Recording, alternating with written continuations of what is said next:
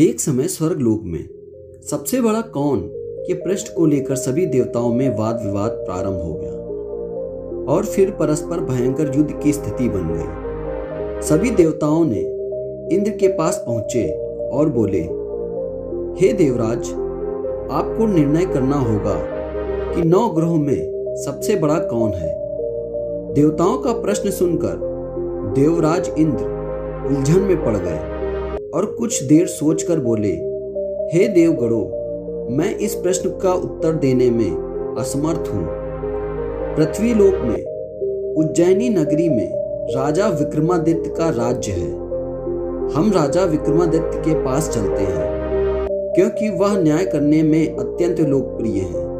उनके सिंहासन में अवश्य ही कोई जादू है कि उस पर बैठकर राजा विक्रमादित्य दूध का दूध और पानी का पानी अलग करने का न्याय करते हैं। देवराज इंद्र के आदेश पर सभी देवता उज्जैनी नगरी में पहुंचे। देवताओं के आगमन का समाचार सुनकर स्वयं राजा विक्रमादित्य ने उनका स्वागत किया। महल में पहुंचकर जब देवताओं ने उनसे अपना प्रश्न पूछा तो राजा विक्रमादित्य भी कुछ देर के लिए परेशान हो उठे, क्योंकि सभी देवता अपनी अपनी शक्तियों के कारण महान शक्तिशाली थे। किसी को भी छोटा या बड़ा कह देने से उनके क्रोध के प्रकोप से भयंकर हानि पहुंच सकती है। तभी राजा विक्रमादित्य को एक उपाय सूझा और उन्होंने विभिन्न धातुओं स्वर्ण, रजत, कांसा, तांबा, सीसा, रांगा, जस्ता, अब्रक व लोहे के 9 आसन बनवाए। धातुओं के गुणों के अनुसार सभी आसनों को एक दूसरे के पीछे रखवाकर उन्होंने देवताओं को अपने अपने सिंहासन पर बैठने को कहा। सब देवताओं के बैठने के बाद राजा विक्रमादित्य ने कहा, आपका निर्णय तो स्वयं हो गया। जो सबसे पहले सिंहासन पर विराजमान है वही सबसे बड़ा राजा। विक्रमादित्य के निर्णय को सुनकर शनि देवता ने सबसे पीछे आसन पर बैठने के कारण अपने को सबसे छोटा जानकर क्रोधित हो उठे। राजन, तुमने मुझे सबसे पीछे बैठाकर मेरा अपमान किया है। तुम मेरी शक्तियों से परिचित नहीं हो। मैं तुम्हारा सर्वनाश कर दूंगा। सूर्य एक राशि में 1 महीने, चंद्रमा 2.25 महीने, मंगल 1.5 महीने, बुध और शुक्र 1 महीने, बृहस्पति 13 महीने रहते हैं, लेकिन मैं किसी राशि पर 7.5 वर्ष तक रहता हूँ। बड़े बड़े देवताओं को मैंने अपने प्रकोप से पीड़ित किया है। राम को 7.5 के कारण ही वन में जाकर रहना पड़ा और रावण को 7.5 के कारण ही युद्ध में मृत्यु का शिकार बनना पड़ा। उसके वंश का सर्वनाश हो गया। राजा, अब तू भी मेरे प्रकोप से बच नहीं सकेगा। राजा विक्रमादित्य शनि देवता के प्रकोप से थोड़ा भयभीत तो हुए, लेकिन उन्होंने मन में विचार किया, मेरे भाग्य में जो लिखा होगा ज्यादा से ज्यादा वही होगा। फिर शनि के प्रकोप से भयभीत होने की आवश्यकता क्या। उसके बाद अन्य ग्रहों के देवता तो प्रसन्नता के साथ वहां से चले गए, लेकिन शनि देव बड़े क्रोध के साथ वहां से विदा हुए। राजा विक्रमादित्य पहले की तरह ही न्याय करते रहे। उनके राज्य में सभी स्त्री पुरुष बहुत आनंद से जीवन व्यापन कर रहे थे। कुछ दिन ऐसे ही बीत गए। उधर शनि देवता अपने अपमान को भूले नहीं थे। विक्रमादित्य से बदला लेने के लिए एक दिन शनिदेव ने घोड़े के व्यापारी का रूप धारण किया और बहुत से घोड़ों के साथ उज्जैनी नगरी में पहुंचे।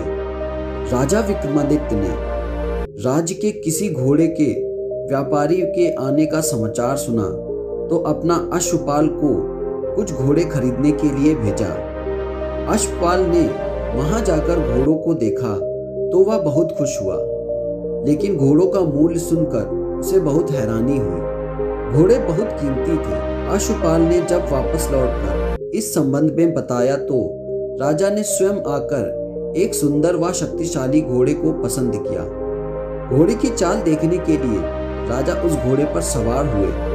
वह घोड़ा बिजली की गति से दौड़ पड़ा। तेजी से दौड़ता हुआ घोड़ा राजा को दूर एक जंगल में ले गया और फिर राजा को वहां गिराकर जंगल में कहीं गायब हो गया। राजा अपने नगर को लौटने के लिए एक जंगल में भटकने लगे, लेकिन उसे लौटने का कोई रास्ता नहीं मिला। राजा को भूख प्यास लग आई। बहुत घूमने पर उसे एक चरवाहा मिला। राजा ने उससे पानी मांगा। पानी पीकर राजा ने उस चरवाहे को अपनी अंगूठी दे दी। फिर उससे रास्ता पूछकर वह जंगल से बाहर निकलकर पास के एक नगर में पहुंचा।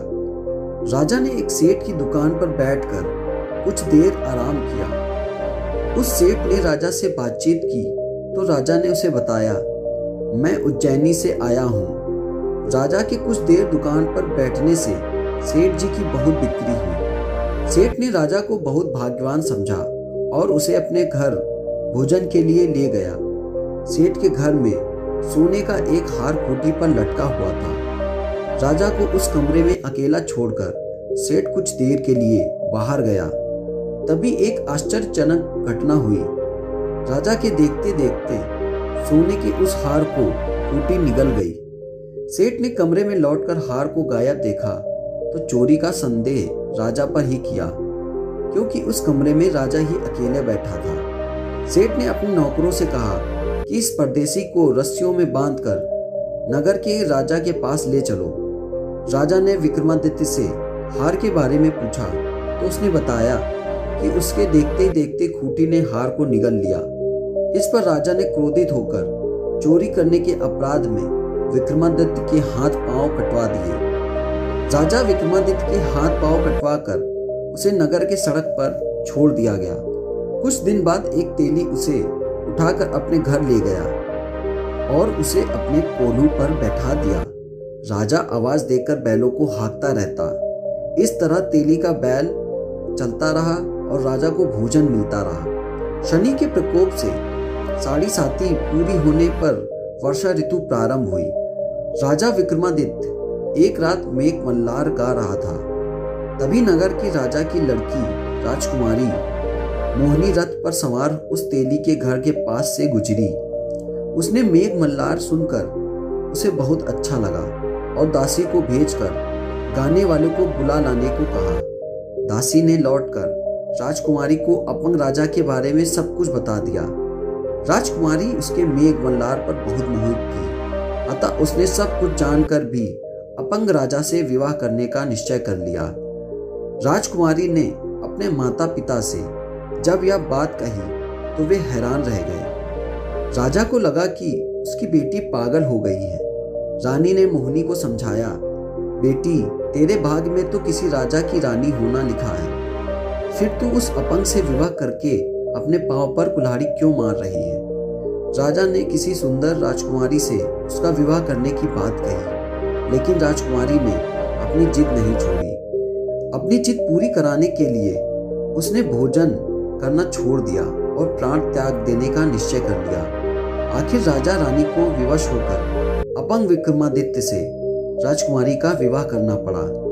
विवाह के बाद राजा विक्रमादित्य और राजकुमारी तेली के घर में रहने लगे। उसी रात स्वप्न में शनिदेव ने राजा से कहा, राजा तुमने मेरा प्रकोप देख लिया, मैंने तुम्हें अपने अपमान का दंड दिया है। राजा ने शनिदेव से क्षमा करने को कहा और प्रार्थना की, हे शनिदेव, आपने जितना दुख मुझे दिया है अन्य किसी को ना दे। शनिदेव ने कुछ सोचते हुए कहा, राजा मैं तेरी प्रार्थना स्वीकार करता हूँ। जो कोई स्त्री पुरुष मेरी पूजा पाठ करेगा, शनिवार को व्रत करेगा और मेरी कथा सुनेगा, उस पर मेरी अनुकंपा हमेशा बनी रहेगी, उसे कोई दुख नहीं होगा। शनिवार को व्रत करने और चींटियों को आटा डालने से मनुष्य की सभी मनोकामनाएं पूरी होंगी। तभी प्रातःकाल राजा विक्रमादित्य की नींद खुली तो अपने हाथ पांव देखकर राजा को बहुत खुशी हुई। उसने मन ही मन शनिदेव को प्रणाम किया। राजकुमारी भी राजा के हाथ पांव सही सलामत देखकर आश्चर्य में डूब गई। तब राजा विक्रमादित्य ने अपने परिचय देते हुए शनिदेव के प्रकोप की सारी कहानी सुनाई। सेठ को जब इस बात का पता चला तो दौड़ता हुआ तेली के घर पहुंचा और राजा के चरणों में गिरकर क्षमा मांगने लगा। राजा ने उसे क्षमा कर दिया, क्योंकि यह सब तो शनिदेव के प्रकोप के कारण हुआ था। सेठ राजा को अपने घर ले गया और उसे भोजन कराया। भोजन करते समय वहां एक आश्चर्यजनक घटना हुई। सबको देखते ही देखते उस खूंटी ने वह हार उगल दिया। सेठ जी ने अपनी बेटी का विवाह भी राजा के साथ कर दिया और बहुत से स्वर्ण आभूषण धन आदि देकर राजा को विदा किया। राजा विक्रमादित्य राजकुमारी मोहिनी और सेठ की बेटी के साथ उज्जैनी पहुंचे तो नगरवासियों ने हर्ष के साथ उनका स्वागत किया। उस रात उज्जैनी नगरी में दीप जलाकर लोगों ने दीपावली मनाई। अगले दिन राजा विक्रमादित्य ने पूरे राज्य में घोषणा करवा दी, शनिदेव सब देवों में सर्वश्रेष्ठ हैं। प्रत्येक स्त्री पुरुष शनिदेव का व्रत करे और व्रत कथा अवश्य सुने। राजा विक्रमादित्य की घोषणा से शनिदेव बहुत प्रसन्न हुए। शनिदेव का व्रत करने और कथा सुनने के कारण सभी लोगों की मनोकामनाएं शनिदेव की अनुकंपा से पूरी होने लगी। सभी लोग आनंद पूर्वक रहने लगे। आपको ये कहानी अच्छी लगी हो तो हमारे चैनल को सब्सक्राइब कर दें।